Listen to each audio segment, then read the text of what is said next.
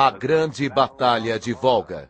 Versão brasileira em Gedix, São Paulo. Esse filme foi realizado por 150 cinegrafistas do Exército, inclusos aqui. Estes cinegrafistas filmaram as tropas russas em ação. Ficha técnica. Ibragimov, Katzman, Malov, Arlyankin, Paselsky, Vikharev, Goldstein, Kazakov, Khrushchevsky, Mukhin, Ostrovsky, Sotin, and Shadronov. With acknowledgments to the State Film Archives. Scenario, Yuri Smirnitsky, directed by Maria Slavinskaya. Text by Alexei Surkov, music arranged by Makarov. Military advisor, Lieutenant General Platonov. Central Documentary Film Studio.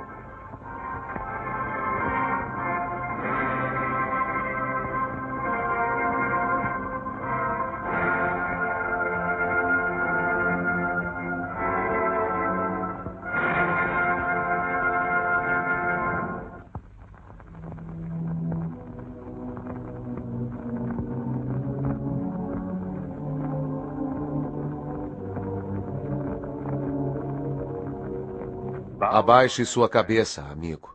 Curve-se diante dessa terra devastada por canhões, minas e bombas. Dessa terra que foi escavada por metais mortíferos.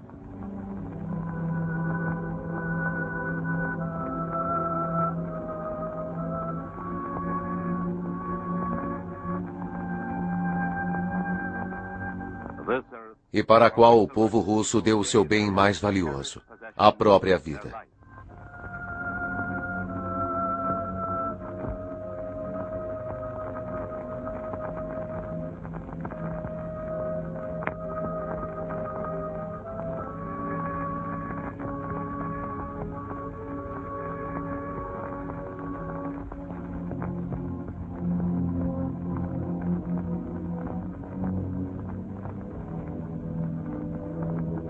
Colina Mamayev.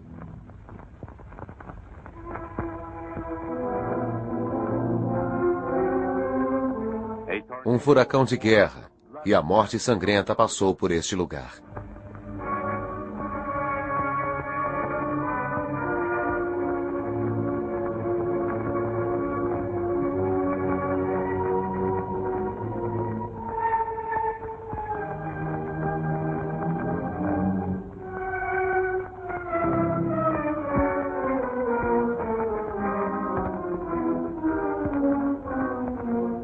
Descubra sua cabeça, amigo, quando pisar sobre esse chão que as pessoas em todo o mundo consideram sagrado.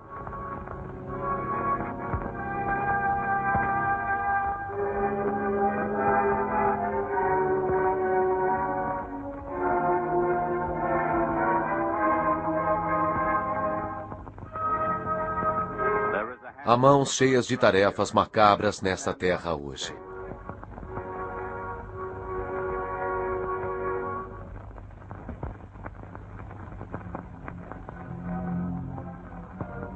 História da memória de um povo. Hoje nos lembra daqueles dias inesquecíveis.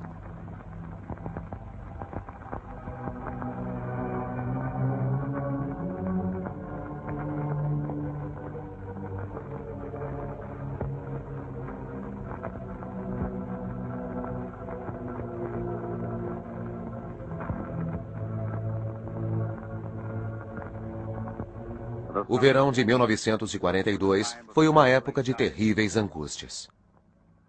A linha de fogo dos soldados do fronte alemão estendia-se a centenas de quilômetros sobre o solo russo, do Oceano Ártico ao Mar Negro. Eles concentraram o fogo em setores-chave e a batalha intensificou em Barents. As forças soviéticas forçaram o inimigo para dentro do Círculo Ártico, contra seus penhascos gelados e tundras cobertas de neve.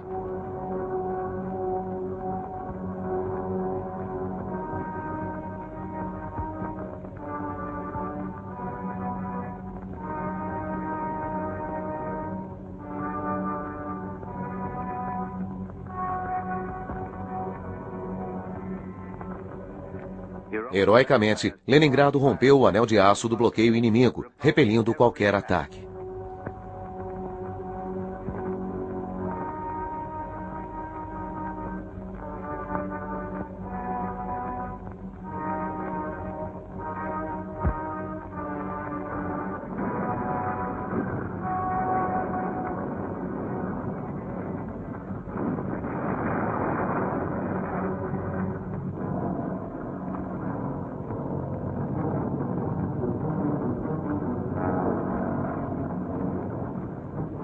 Ambas as tropas, do fronte de Leningrado às do Báltico, falharam, embora defendessem a cidade com valentia.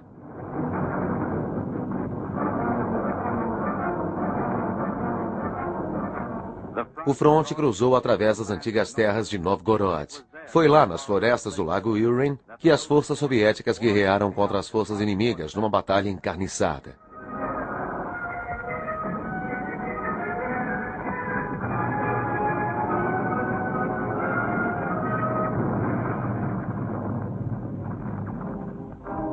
As tropas alemãs logo se aproximaram das portas de Moscou e já estavam próximas à cidade.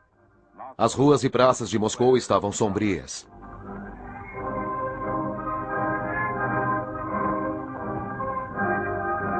As divisões soviéticas do oeste que cobriam a aproximação de Moscou lutaram continuamente. Embora o Exército Vermelho ainda não tivesse superioridade sobre o inimigo, as tropas soviéticas obtiveram um sucesso consolador na Batalha de Moscou.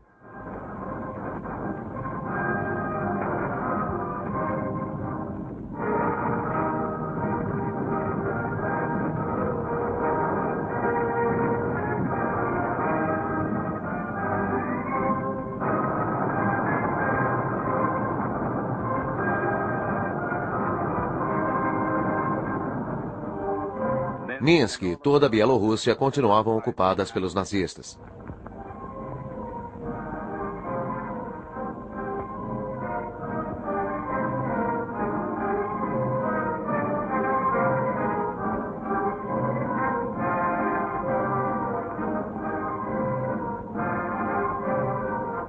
Dia e noite, suas pesadas botas invasoras podiam ser ouvidas enquanto os nazistas enchiam as ruas.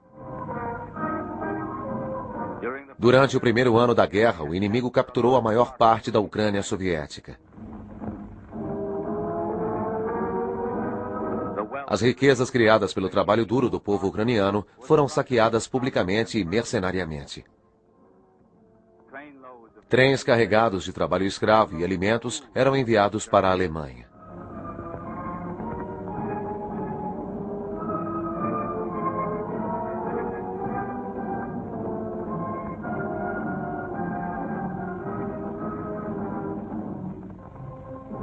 No setor extremo sul do fronte, a heróica cidade marítima de Sebastopol, isolada do resto do país, continuava lutando.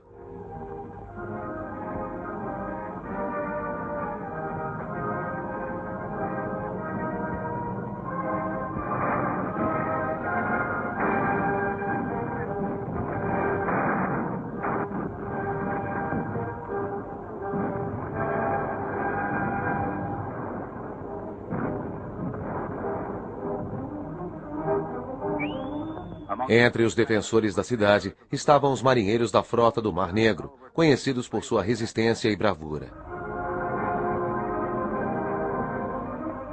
Meses se passaram, mas Sebastopol não se rendeu.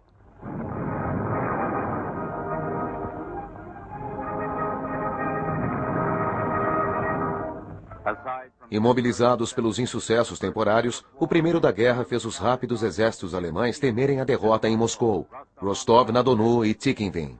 O ataque relâmpago contra a União Soviética entrou em colapso. Uma guerra longa e incerta era inevitável agora.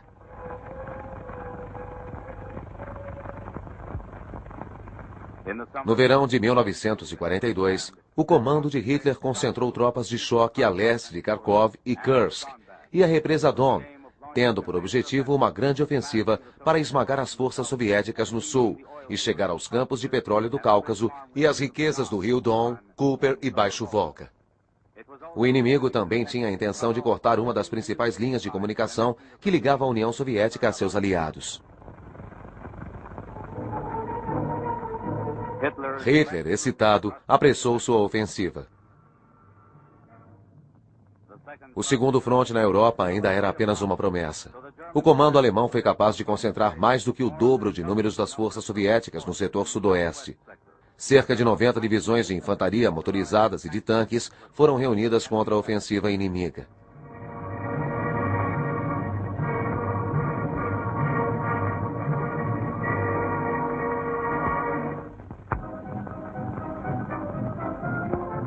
O inimigo passou através dos rios Volga e Leningrado. Sua meta era libertar o fronte oriental e isolar o Cáucaso de toda a parte central do país. Um terço da infantaria alemã e das divisões de tanques estiveram em ação por aqui. Mais de 1 milhão de soldados hitleristas.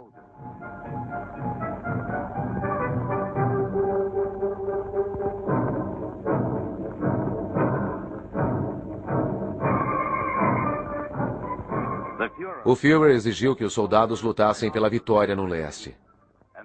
Então eles marcharam e marcharam para a morte.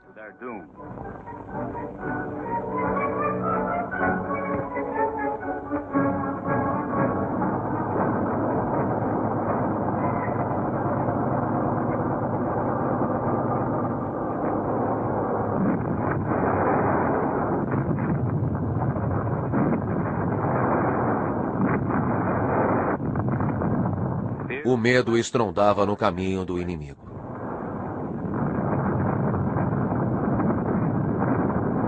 Mas a ofensiva alemã no setor sudoeste continuava.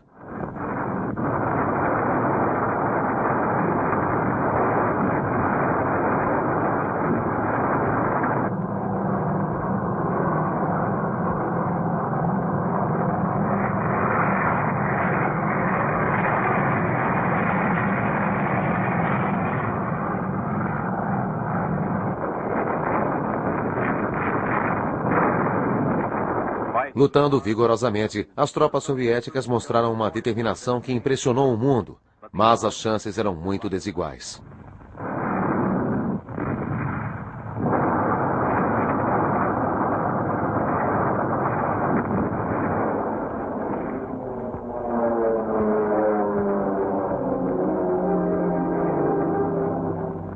Novamente, como em 1941, o povo soviético provou o gosto amargo de uma retirada.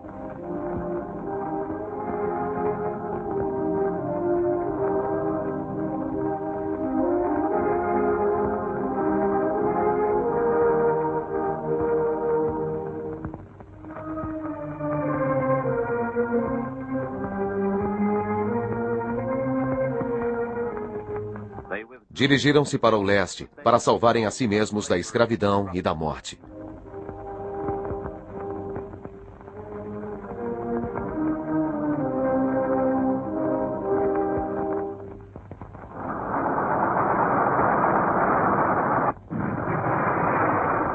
Uma das grandes batalhas da Segunda Guerra Mundial começou em 17 de julho de 1942.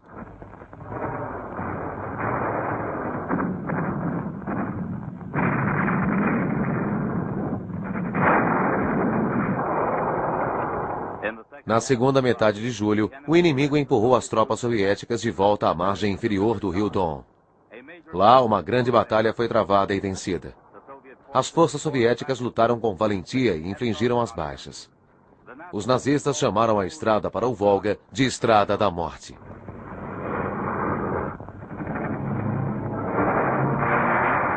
E para intensificar a força dos seus golpes, o inimigo alcançou o rio Don num fronte selvagem, cruzando o rio em muitos pontos.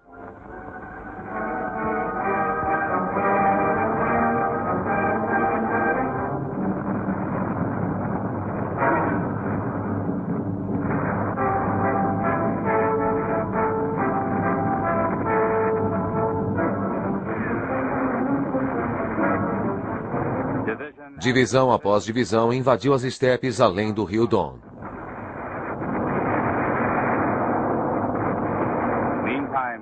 Enquanto isso, o comando avançado alemão estava em território caucasiano e 100 unidades para 3 exércitos seguiam em direção às forças do Fronte Sul. O inimigo tinha pressa para capturar os cereais de Cooper e, o mais importante, os campos de petróleo caucasianos.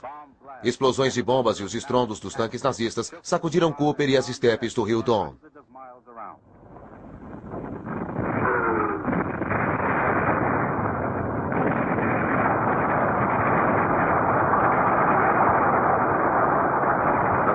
O comando soviético empreendeu todos os esforços para deter o avanço alemão.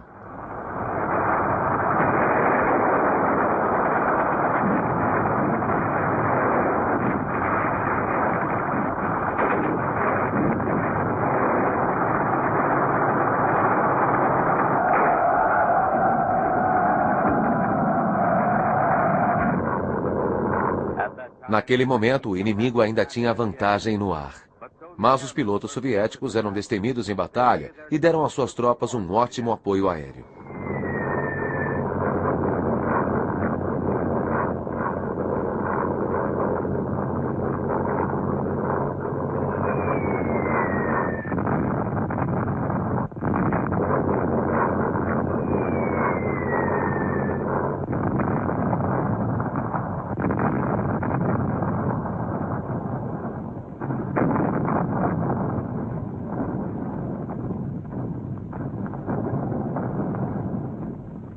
Apesar dos esforços, o inimigo avançava.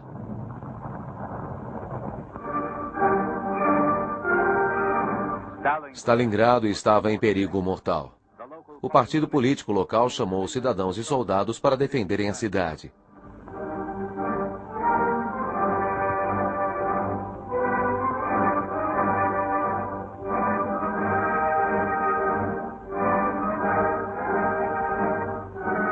Jovens e velhos ajudaram a construir as defesas. Dia após dia, mais de 100.000 pessoas trabalharam erguendo fortificações no fronte, numa extensão de 400 quilômetros.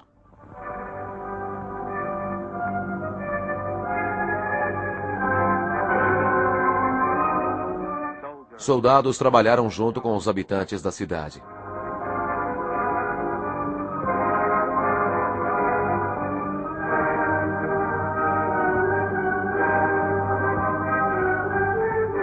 As indústrias de Stalingrado foram transformadas em fortalezas. As usinas abertas e oficinas metalúrgicas trabalharam para fundir aço para o fronte.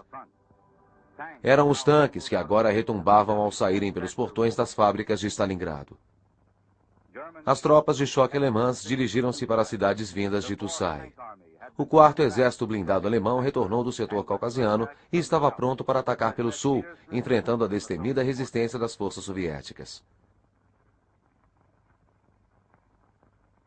O 6º Exército Alemão atacou do oeste e, após uma batalha de 3 dias, conseguiram forçar uma passagem precária através do Volga, próximo ao povoado industrial de Orca. Encontraram um meio e imediatamente aproximaram-se da cidade.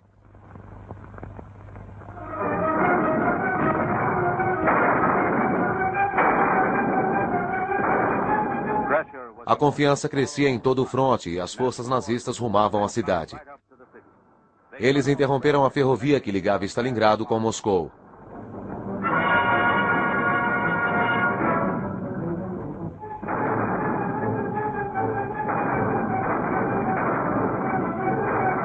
O inimigo já tinha as ruas e edifícios sob observação. Os nazistas estavam certos que a vitória estava em suas mãos. Mas o Comitê de Defesa de Stalingrado e o Comitê do Partido estavam resolutos pela determinação de defender a cidade.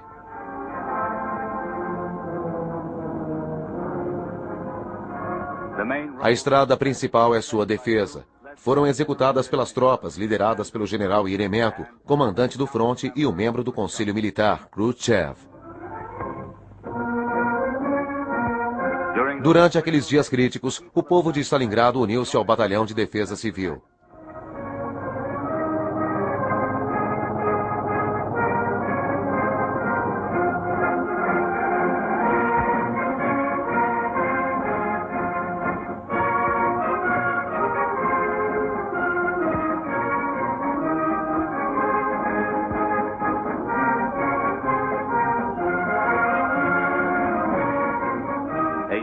Um esforço supremo foi feito para resistir ao ataque inimigo.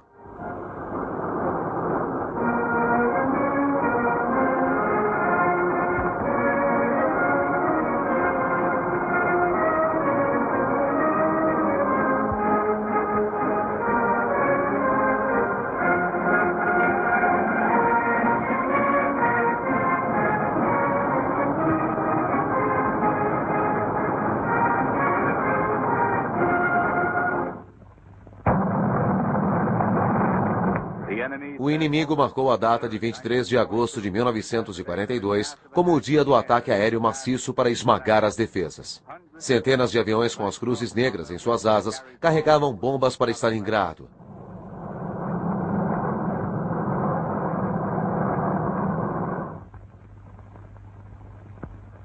Mas a linha de frente da cidade não seria pega de surpresa. Observadores atentos vigiavam os céus acima do Volga.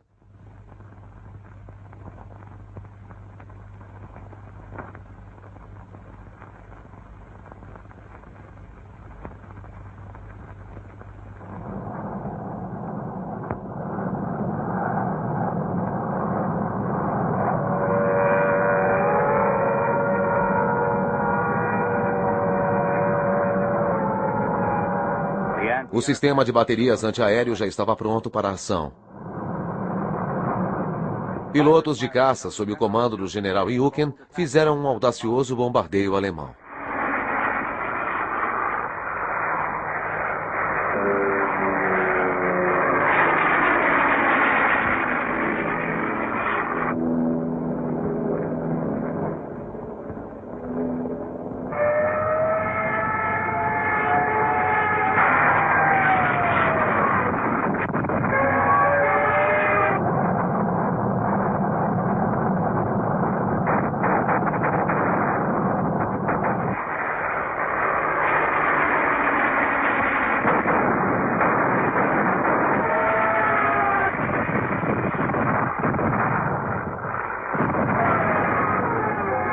E muitos aviões nazistas caíram sem concluírem suas missões.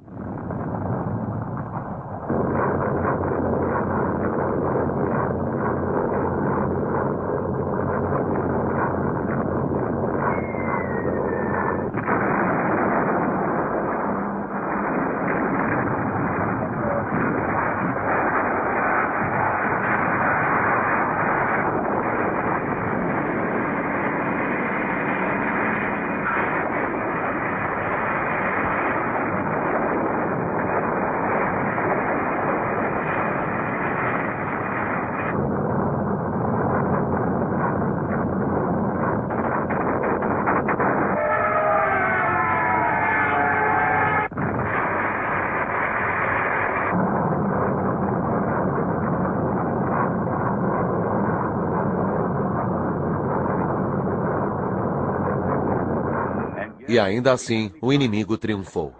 2.000 bombas caíram em um só dia.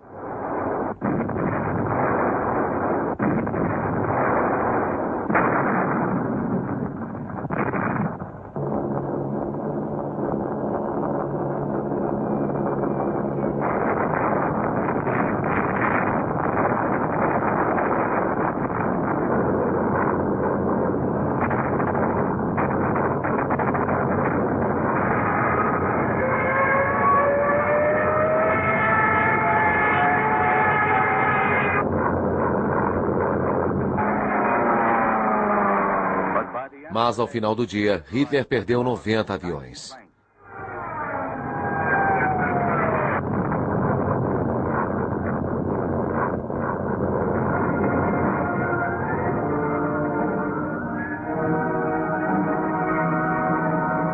Os aviadores alemães, ao retornarem à cidade, foram recebidos por um inferno de fogo.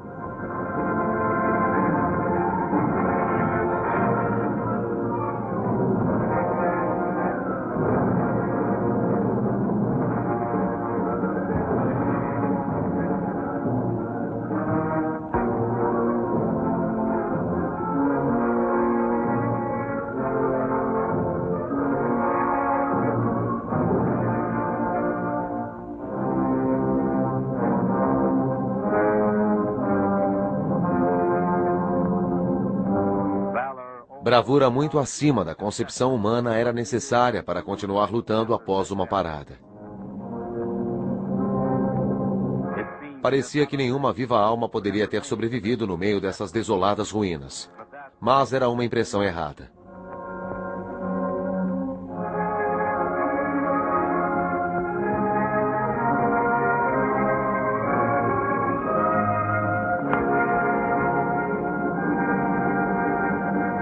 Os sobreviventes deixaram sua cidade. Reduzida a ruínas pelo fogo e pelo metal, recuaram para além do Volga.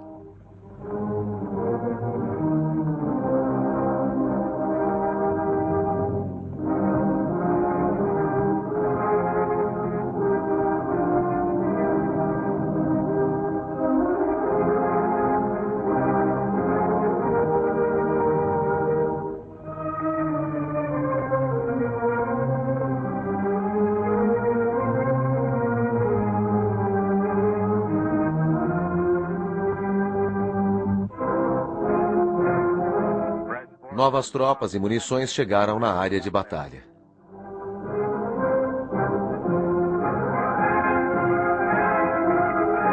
Os reforços do Exército Vermelho chegavam à cidade através do rio Volga e por estradas de estepes.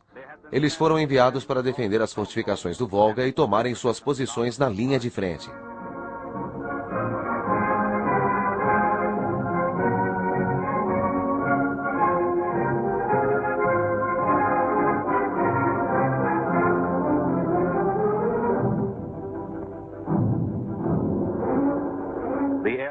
O ataque aéreo foi sinal para a ofensiva decisiva dos alemães.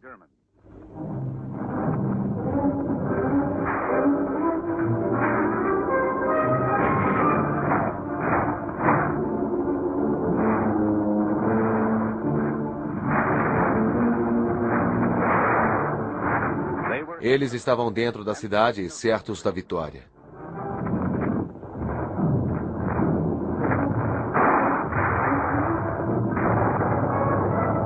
Subitamente, as forças soviéticas surgiram no meio das cinzas e lançaram-se ao contra-ataque. E a resistência se fortalecia com o passar das horas.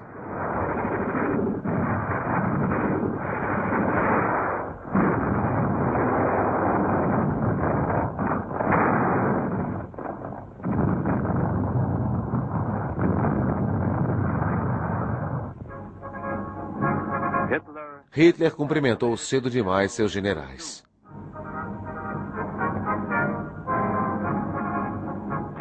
Cedo demais para colarem cartazes anunciando que a cidade do Volga havia caído. E também muito cedo para forjar as medalhas em homenagem à captura da cidade.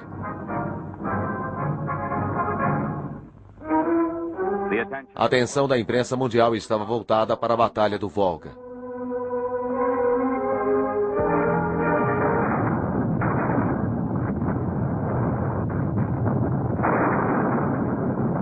Em setembro, as tropas de Stalingrado e do fronte sudeste atacaram números incontáveis de carregamentos e enfraqueceram o inimigo. E na própria cidade, o general Shumilov, do 64º Exército, e o general Chuikov, do 62º Exército, permaneciam em heróica defesa. Ao norte e ao sul de Stalingrado, os exércitos liderados pelos generais Kuznetsov, Kozlov, Malinovsky, Zalbuk e Tupanov empenharam-se em lutar.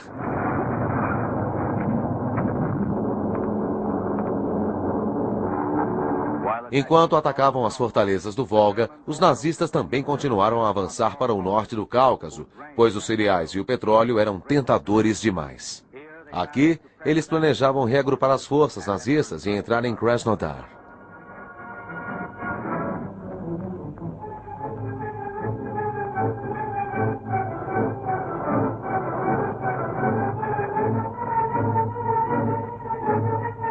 A região petrolífera de Maykop foi igualmente ocupada.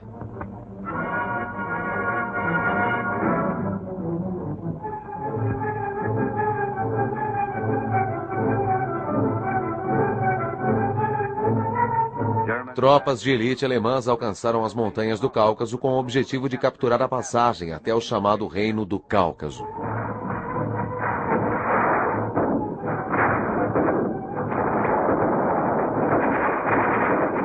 Unidades especiais soviéticas foram enviadas para enfrentar as tropas montanhesas alemãs.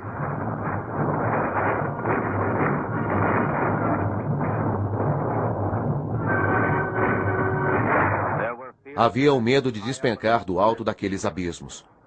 Os inimigos no flanco sul das montanhas não foram encontrados.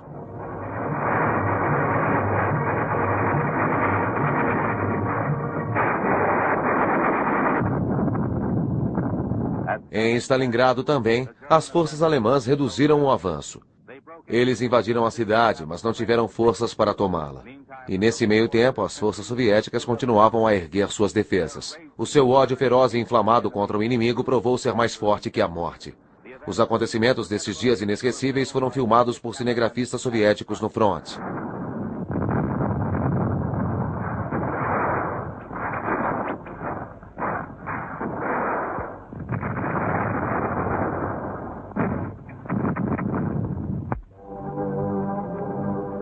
O 62º Exército do fronte de Stalingrado, que havia sido espremido contra o Volga, lutou em condições inacreditavelmente duras, defendendo uma linha com extensão de 25 quilômetros e 2,5 km abaixo, com apenas 200 metros de largura e sob o fogo todos os tipos de armas do inimigo. Os abrigos do quartel-general do Exército nas margens do Volga pareciam ninhos de pássaro na areia. O Conselho Militar do Exército, liderado pelo general Chuikov, estava no comando junto com as operações de defesa.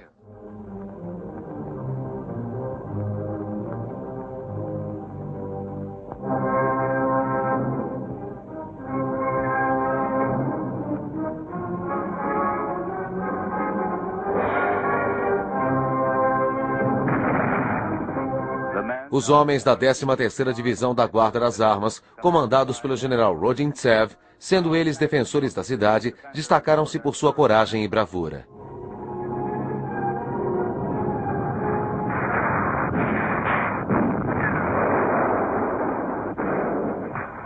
Dando cobertura através de pesadas perdas e agora se movimenta entre as ruínas dos edifícios, andando continuamente por cada quarteirão, cada prédio, pavimento e paredes. Tudo era a linha de frente.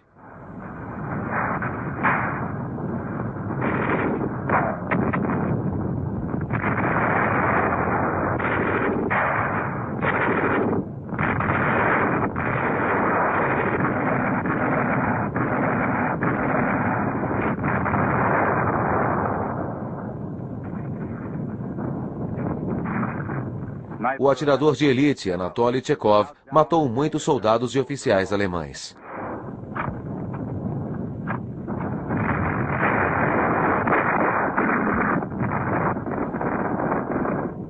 Quatro setores, e agora uma estreita faixa ao longo das margens do Volga, foram tomadas pelas forças superiores do inimigo.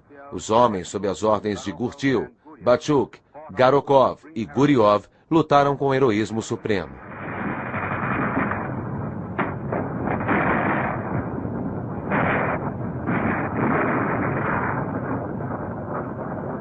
A história não deixou que fossem esquecidos os nomes daqueles que entregaram suas vidas na Batalha Volga. Mas os cuidados do povo soviético estavam além de qualquer medida, mesmo para com aqueles desconhecidos que os filmavam. Os feridos eram carregados através do Volga sob um risco terrível.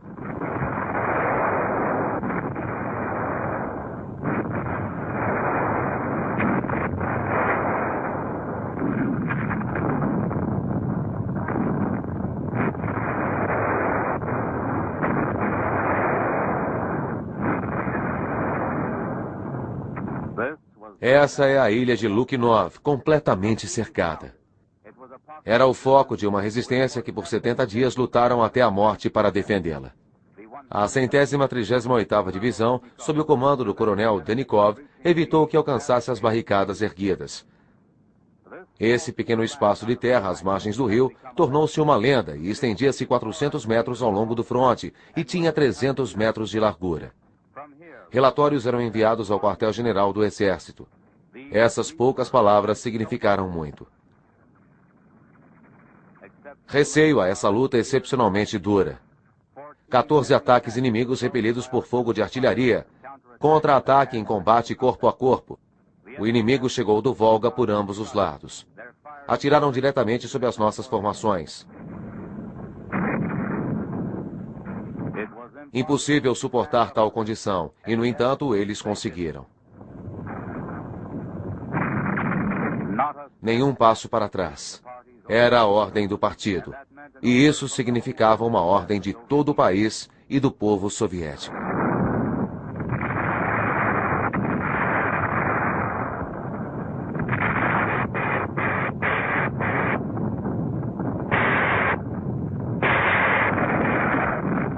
Artilheiro de metralhadora, Svara Dutel teve uma morte de herói. Havia uma lei não escrita na Irmandade do Fronte, pela qual os sobreviventes juravam diante daqueles que morriam: resistiremos até a morte. E numa página inesquecível da história da Batalha de Stalingrado, estava na casa do sargento Pavlov uma pequena guarnição que permaneceu em defesa por 2 meses. Ombro a ombro eles lutaram. Tenente Apanásio. Sargento da Guarda, Jakov Pavlov. Recruta Ilia Vonorov. Paiziran Aramazanov. Ahmed Turtiov. Nikolai Matyevilich. Vasily Grutchenko, entre outros. Muitos deles conhecidos, muitos desconhecidos. De fato, esses são apenas poucos dos nomes na história daqueles dias horríveis de batalhas.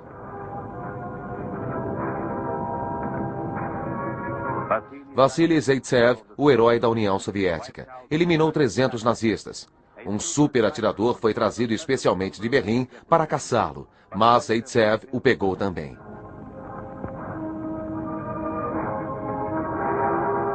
$198 198 missões foram enviadas pelo capitão Yurin, 2 vezes herói da União Soviética.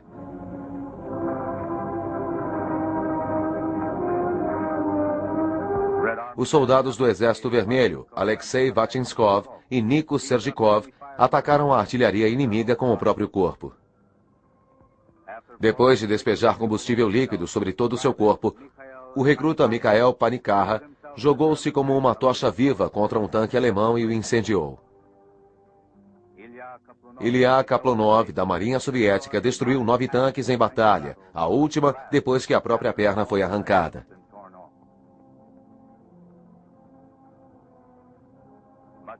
Masbei Putilov, do Corpo de Sinaleiros, foi mortalmente ferido, mas apertou as pontas dos fios entre seus próprios dedos para que a comunicação continuasse a funcionar.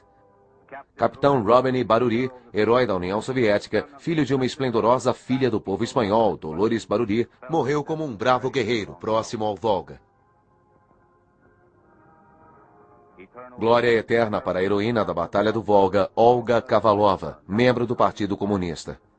Ela trabalhava na fundição durante a guerra e foi voluntária na Guarda Civil. Ela foi morta na luta pela fábrica de tratores de Stalingrado. Outra mulher que veio encontrar uma morte heróica aqui foi Julia Karalova, padioleira, cujo nome constará para sempre como membro honorável de seu partido. Natasha Katiuska, defendendo homens feridos, travou uma única batalha corporal e com sua última granada explodiu a si mesma junto com os atacantes alemães. O povo soviético permaneceu inabalável no território do seu campo de batalha. Eles preservaram e triunfaram através de sua assistência social. Eu quero ir para a batalha do comunismo. Era assim a proposta para a filiação ao partido. E havia muitas cópias dela. E mesmo o mais incapacitado de todos filiava-se ao partido.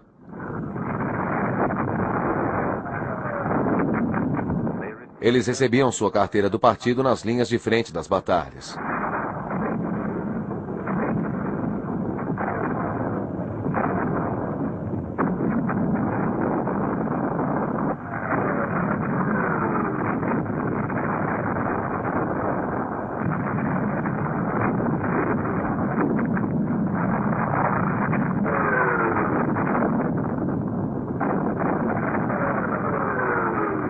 Os navios da frota do rio Volga e as tropas de desembarque da Marinha Vermelha reforçavam as defesas da cidade.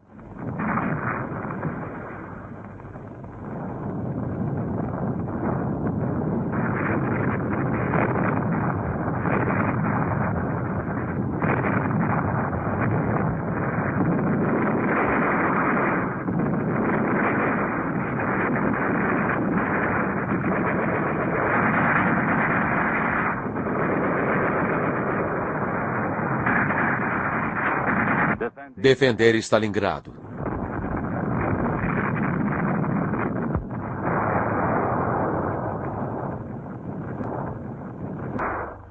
Os inimigos se dispersaram pelas ruas e cada loja tornava-se um lugar de terríveis batalhas. Aqui você vê os nazistas em ação bem de perto. Essas imagens foram filmadas pelos seus próprios cinegrafistas. Você pode perceber como a movimentação deles passou a ser covardemente incerta. A morte se escondia em cada esquina.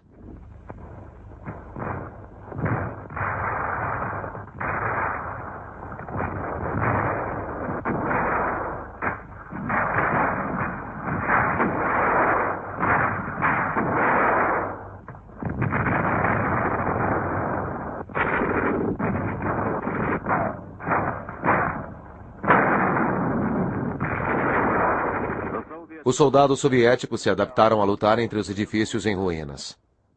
Motivados pelo ódio ao inimigo, não deram descanso aos alemães.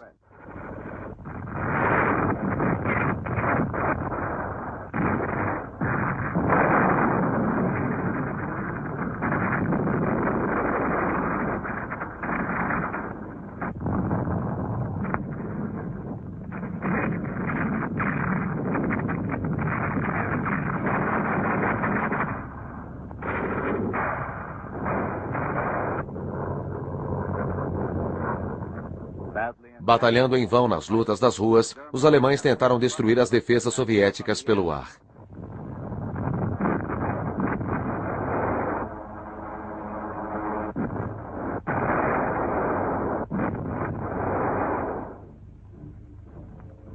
Durante esse tempo, a usina de força da cidade permaneceu funcionando dia e noite. As pessoas se refugiavam em abrigos antibombas especiais. Nem mesmo 130 ataques diretos conseguiram parar as usinas.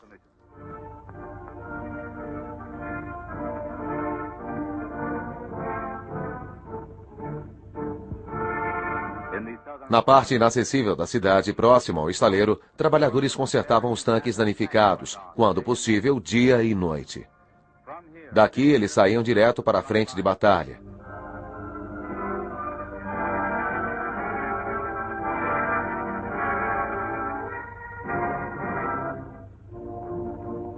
Nessa batalha terrível, os defensores da heróica cidade não estavam sozinhos. Todo o povo soviético estava com eles.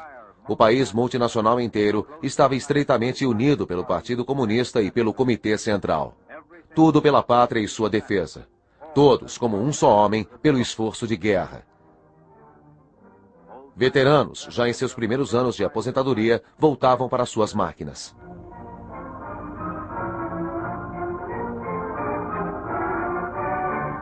Jovens rapazes, quase que crianças, assumiam os lugares dos pais e irmãos mais velhos que serviam nas Forças Armadas.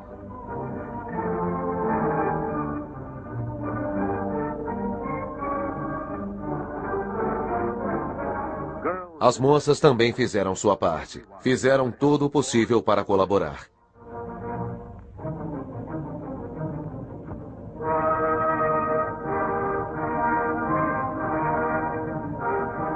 Incontáveis vezes, os homens nas trincheiras ou na retaguarda ficaram agradecidos a essas mulheres.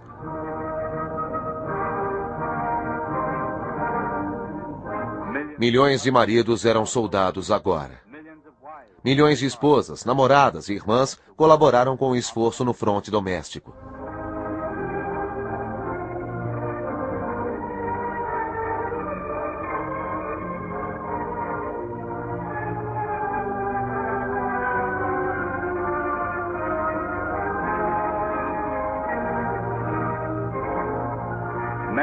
Homens que operaram tratores e colheitadeiras estavam agora operando no campo de batalha.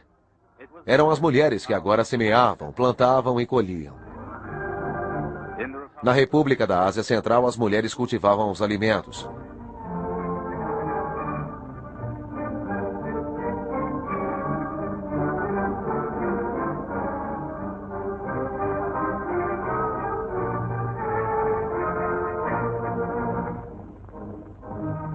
Distante do fronte, nos Urais e outras áreas, todos se esforçavam. O aço dessas fornalhas era para o fronte.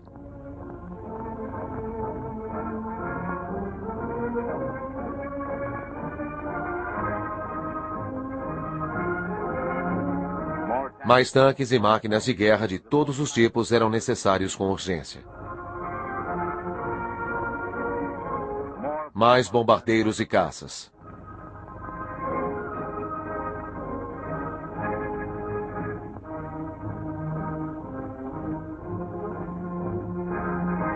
Mais armas de fogo, de todos os tipos e calibres.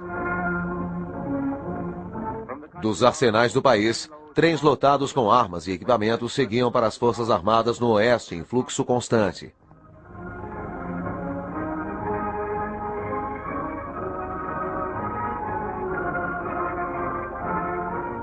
Por decisão do Comitê de Defesa do Estado, novas unidades de todas as armas seriam levadas para as áreas de combate. Unidades de tanques, as novas e reformadas, moviam-se rapidamente. Os reservistas enviados para a luta agora estavam equipados, armados e bem treinados.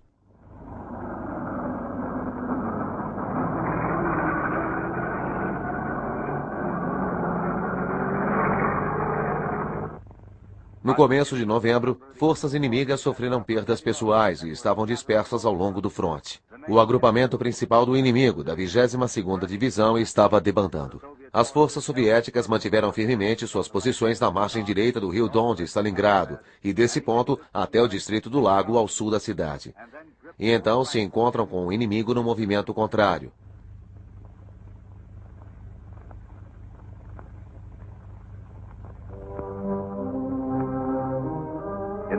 Enquanto isso, preparativos estavam sendo feitos sob a liderança do Partido Comunista Central. Eles estavam decidindo a ofensiva soviética. Foi elaborado um plano para esmagar as novas forças alemãs em Stalingrado. Essa tremenda operação militar seria realizada em 3 frentes. Tropas de choque do fronte sudoeste penetrariam as defesas, na junção de onde elas receberiam ajuda. E com um rápido avanço para o sudeste, alcançar o rio Don e a retaguarda do inimigo, e desse modo bateriam em retirada para o oeste. As tropas de choque do fronte de Stalingrado iriam romper as defesas ao sul da cidade, lançando-se para o noroeste e se uniriam às forças do fronte sudoeste na área. Isso cortaria qualquer retirada para o sul e sudoeste. As tropas do fronte no rio Don atacariam com a ajuda de outras invasões pelo sudeste para paralisar as defesas inimigas nas margens do rio Don. A segunda, um ataque ao sul, ao longo da margem esquerda, para impor aos alemães que se reagrupassem no Volga.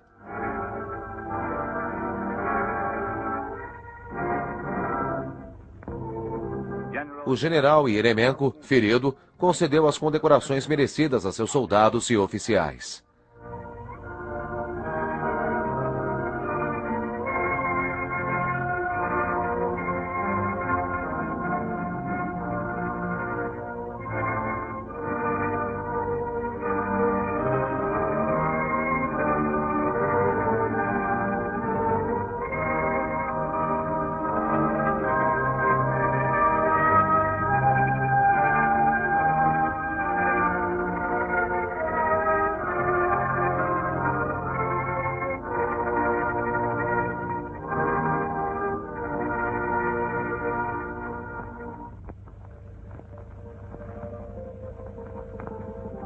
A vida continuava, enquanto a ofensiva era preparada.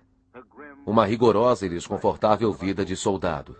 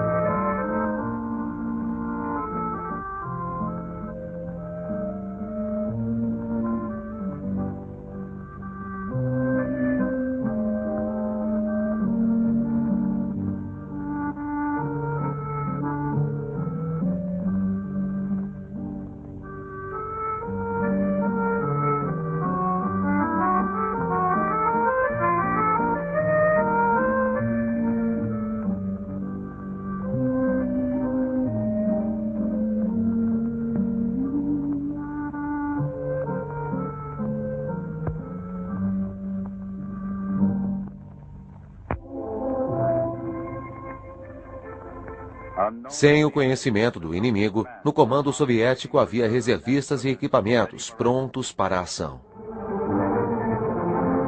Por dias e noites contínuos, na travessia do Volga, essa era uma linha de frente em todos os aspectos, onde milhares de pessoas demonstraram coragem e persistência sob o concentrado do inimigo.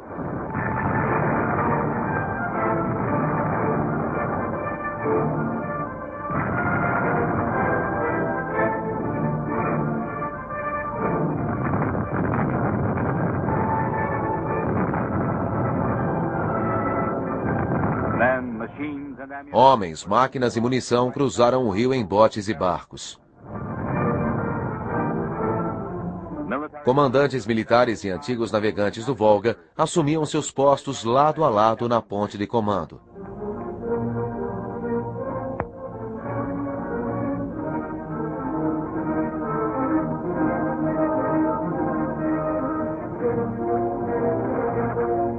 Passo a passo, com uma tenacidade suprema, uma morte súbita era preparada para o inimigo.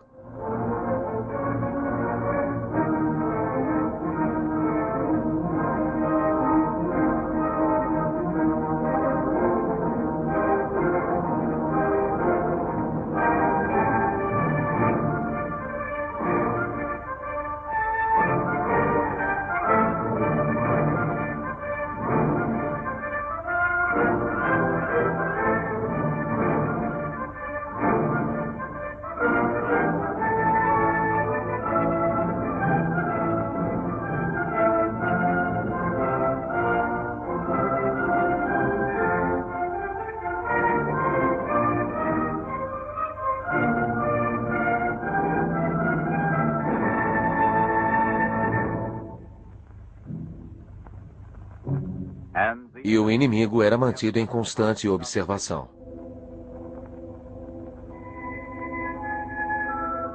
Oficiais de reconhecimento observavam o inimigo em postos de observação avançados.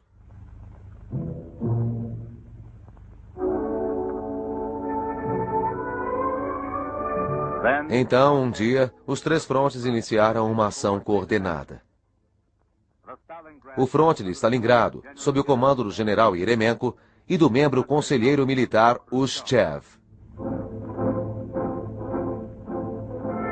O fronte do Sudoeste, comandado pelo general Budyonny.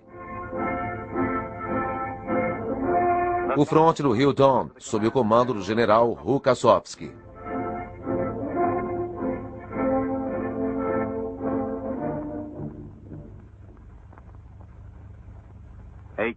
O esmagador fogo de artilharia foi iniciado em 19 de novembro.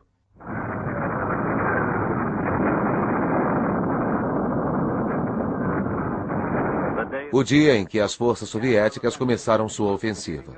Foi o início da derrota dos nazistas que marcharam para o Volga.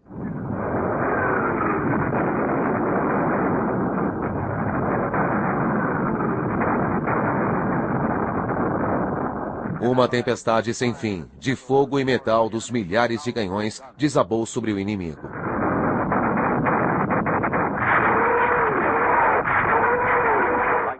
Como o fogo de um dragão, os foguetes dos famosos Katyusha moeram o inimigo.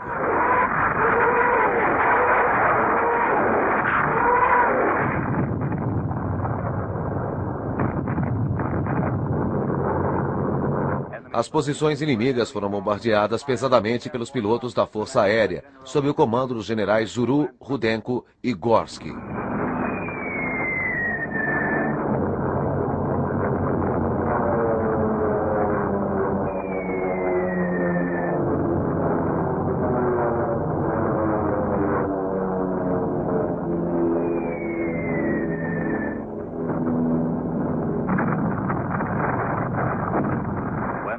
Quando as forças alemãs foram paralisadas e desmembradas pela Força Aérea Soviética, o grande ataque começou.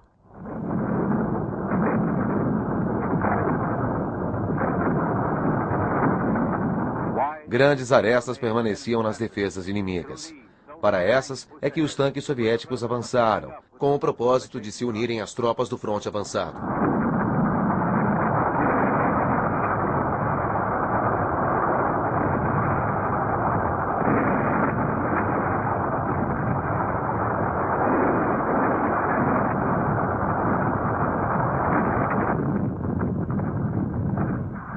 A força de cavalaria soviética disparou em direção da ponte e rompeu a retaguarda alemã.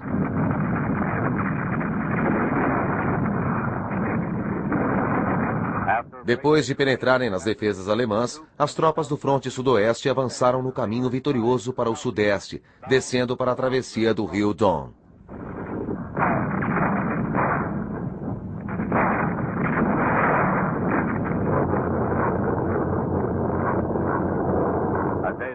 Um dia depois, em 20 de novembro, as forças do fronte de Stalingrado também atacaram o inimigo.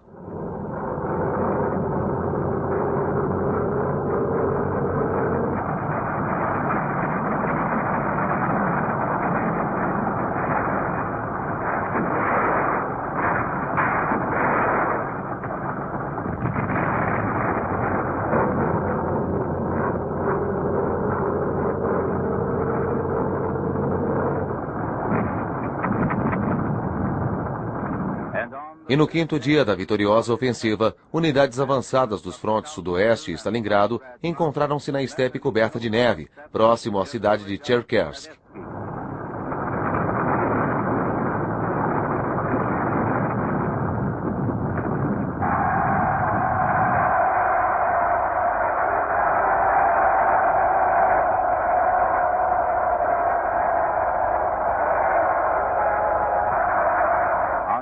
Em 23 de novembro, exatamente de acordo com o plano, um anel de aço foi formado ao redor do agrupamento alemão entre o Volga e o Don.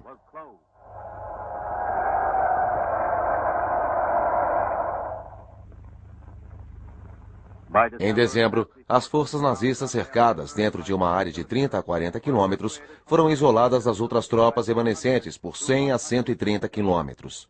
Para aliviar seu grupo cercado, os alemães formaram um novo anel ao redor de seu agrupamento entre o Volga e o Don. O exército do Rio Don, sob o comando do marechal de campo Malinovsky, avançou da área de Kadievka para juntar-se às forças. A tropa inimiga foi repelida pelo 51º Exército, sob o comando do general Truvanov e do general Malinovsky, do 2º Exército de Defesa. As forças soviéticas se lançaram adiante nos setores da barragem de Don e Rostov, rompendo rápido o grupamento alemão do sul e forçando os alemães a fazerem uma retirada às pressas do norte. O destino das tropas inimigas agora estava decidido.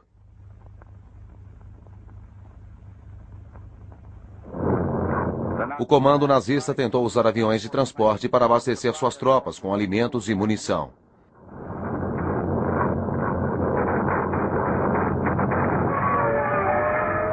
Mas foi inútil.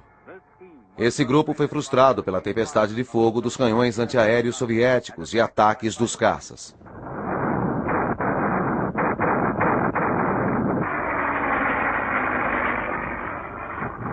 Mas o inimigo, mesmo cercado, continuava a resistir. Tropas do 62º Exército Soviético estavam empenhadas no fogo constante contra as ruínas de Stalingrado. Furiosamente e sem descanso, eles enxotaram os inimigos para fora de cada esquina e de cada porão.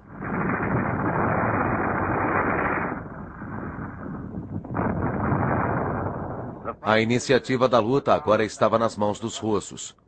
O fim estava se desenhando aqui.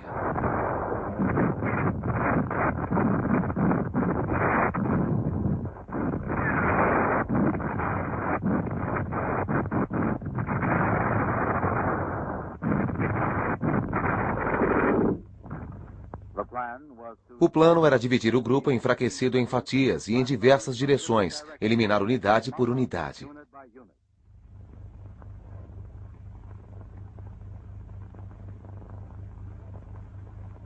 O comando soviético, através do quartel-general e do seu chefe de artilharia, Marechal Voronov, e do general Nakatovsky, em 8 de janeiro de 1943, numa atitude humanitária, mandou um enviado das tropas inimigas com um ultimato para a rendição.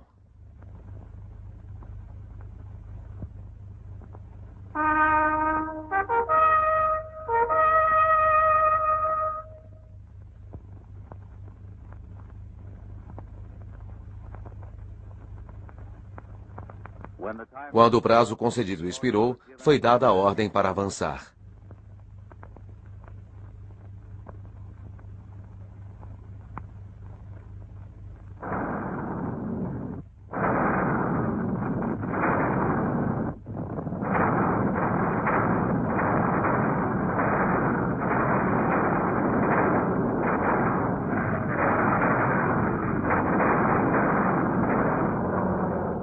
As posições inimigas foram bombardeadas duramente.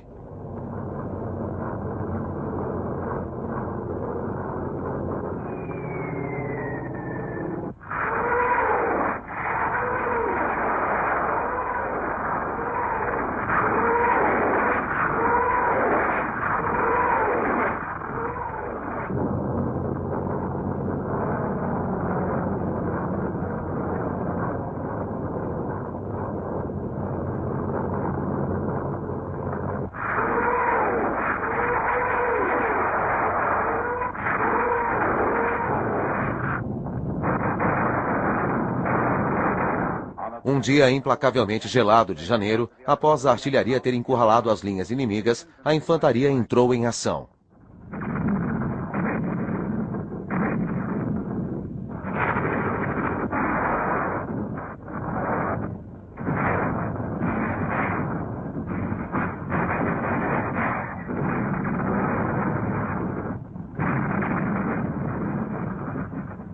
Sem saída, as forças nazistas sofreram perdas enormes.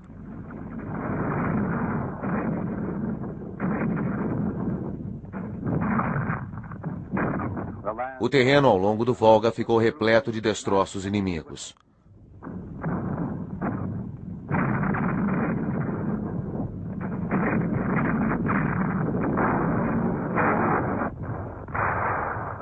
Nessa batalha final, os homens de todos os serviços armados mostraram bravura e heroísmo.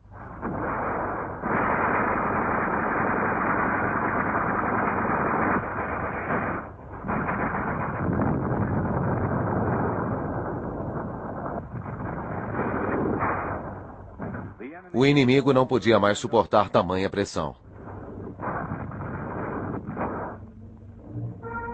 Aqueles que chegaram no Volga como conquistadores agora rastejavam para fora dos seus abrigos, emergindo dos porões e sótãos.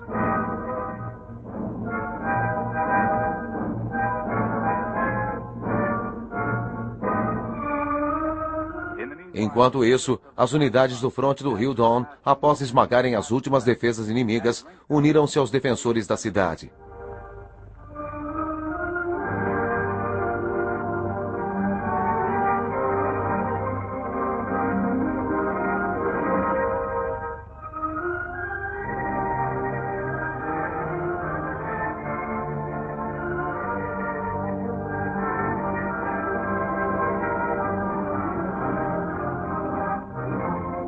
Os defensores de Stalingrado tinham suportado 700 ataques terríveis. 2 milhões de homens combateram na grande batalha. Em 2 de fevereiro, o último tiro foi dado.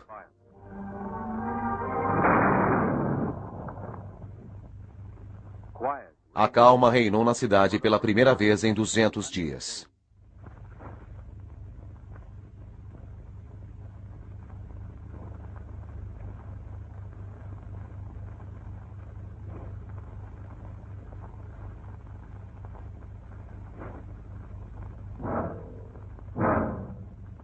O inimigo, completamente derrotado, iniciou uma rendição em massa.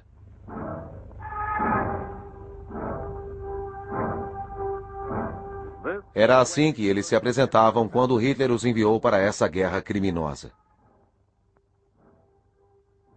Assim que se apresentaram diante do povo soviético.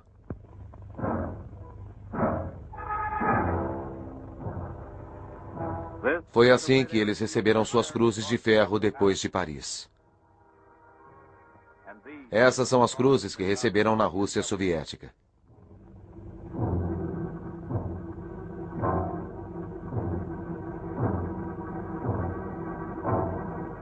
Assim que as tropas de elite de Hitler avançaram para o leste.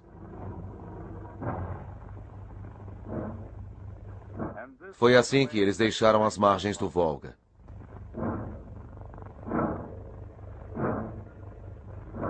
Soldados se entregavam.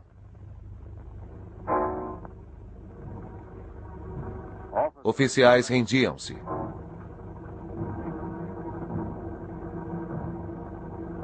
Os generais arrogantes de Hitler, executores do plano insano do seu Führer, também se renderam. O comandante do 6º Exército, o Marechal de Campo von Paulus, também se rendeu.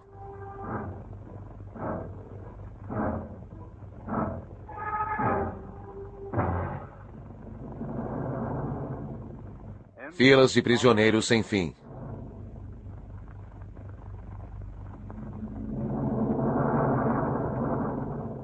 As forças soviéticas esmagaram 5 exércitos fascistas em combates travados entre 19 de novembro e 2 de fevereiro. Os alemães perderam completamente 33 divisões e 3 brigadas. 16 divisões perderam mais da metade dos seus homens. 91 mil soldados e oficiais inimigos se renderam.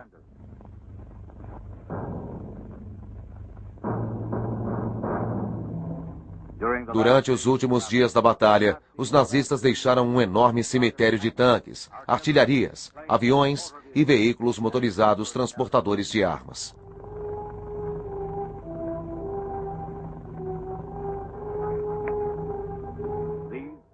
As máquinas de guerra que cobriram as estradas da Europa Oriental, no solo e nos ares, agora não passavam de ferro velho, testemunhas da vitória.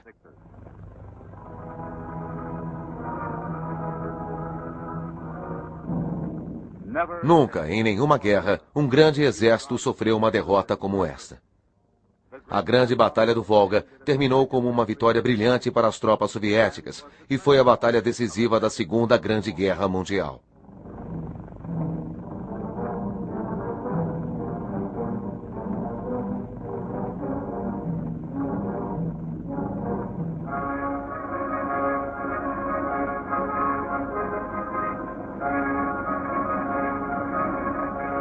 A vitória soviética foi celebrada com entusiasmo. Os soldados do Exército Vermelho, oficiais e generais reuniram-se nas praças da cidade, rodeados pelas ruínas.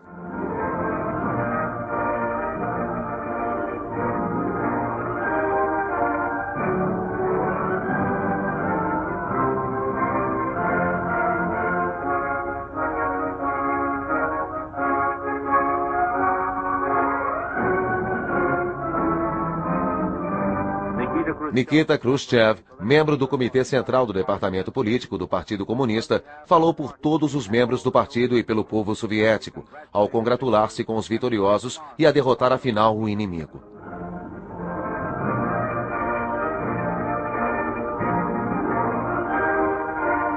Agora, com os fascistas derrotados no Volga, as forças soviéticas avançavam para o oeste. O resplendor da vitória sobre o fascismo pôde ser visto no fogo desta grande batalha.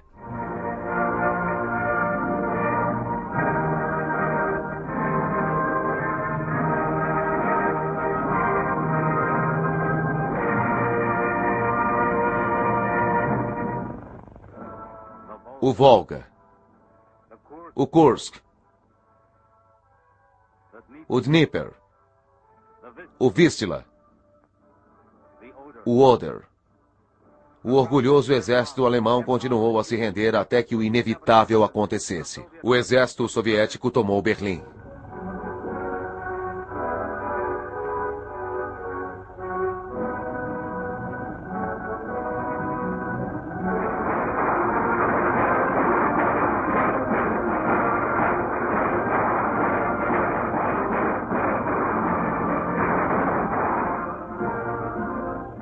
A Alemanha de Hitler rendeu-se incondicionalmente.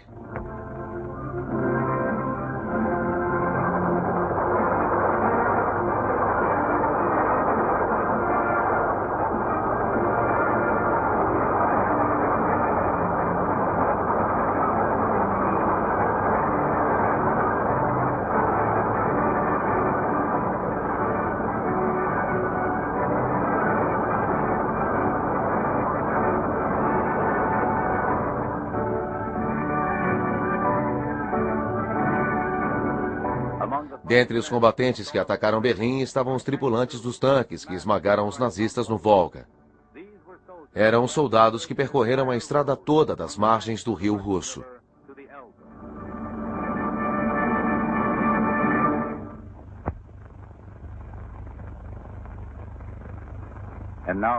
Agora dê uma olhada final nessa heróica cidade, arrasada, mas orgulhosa ao final da batalha.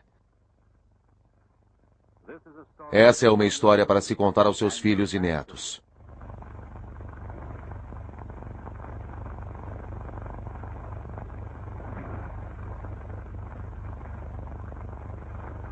O povo soviético teve que pagar um alto preço por essa decisiva vitória no Volga.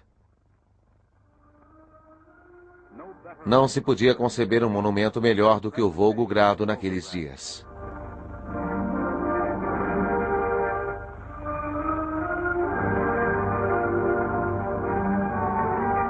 O povo soviético não ousa dizer que sim. Olhando o que eles construíram, não é possível esquecer das ruínas deixadas pela guerra.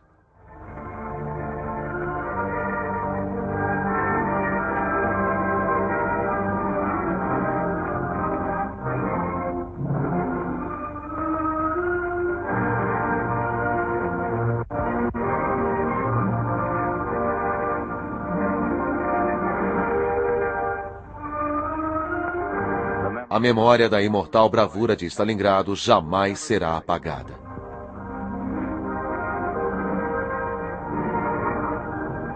Essa é a bravura de um novo tempo. A bravura dos construtores. Eles encontraram as ruínas das antigas fábricas de tratores e destinaram a elas novos projetos.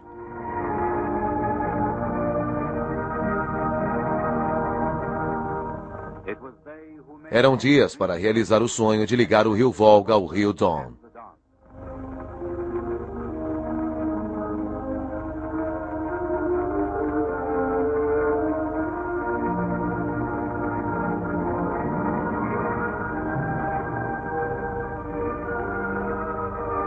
Eles canalizaram o Volga para a geração de energia.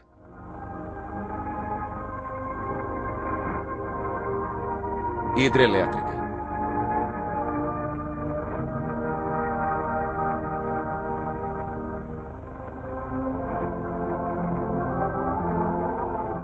Jamais esqueceremos que essas prósperas terras do Volga foram uma vez horrivelmente banhadas com sangue dos nossos pais e irmãos.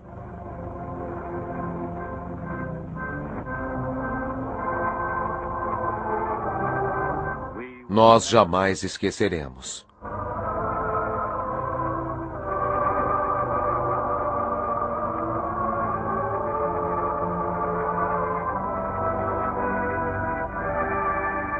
Essa cidade de construtores e heróis recebeu muitas palavras de admiração.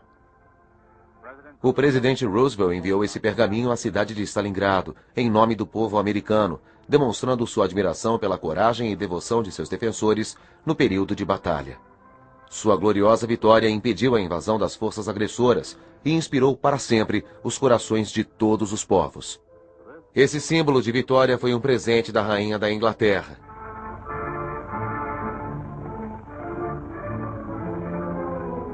Um escudo de guerra foi enviado pelo imperador da Etiópia.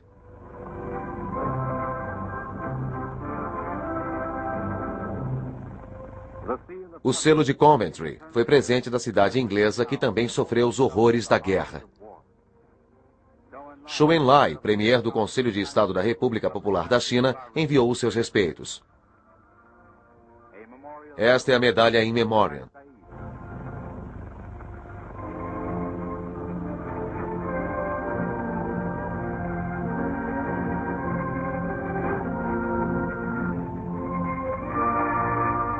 Governantes de toda a parte do mundo prestaram reverências em memória aos heróis desta batalha. Uma delegação da França.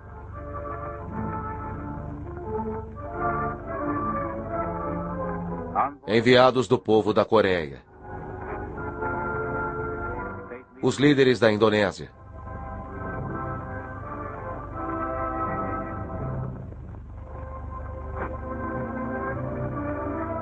Representantes do povo da Iugoslávia.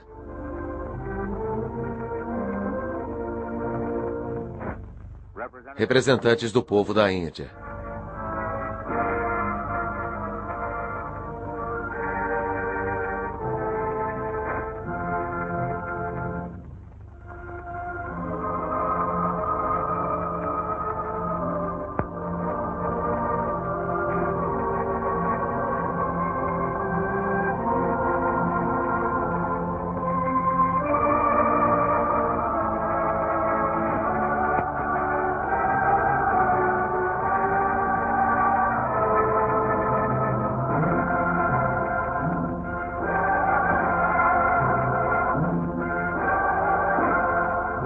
Glória, a heróica cidade do Volga.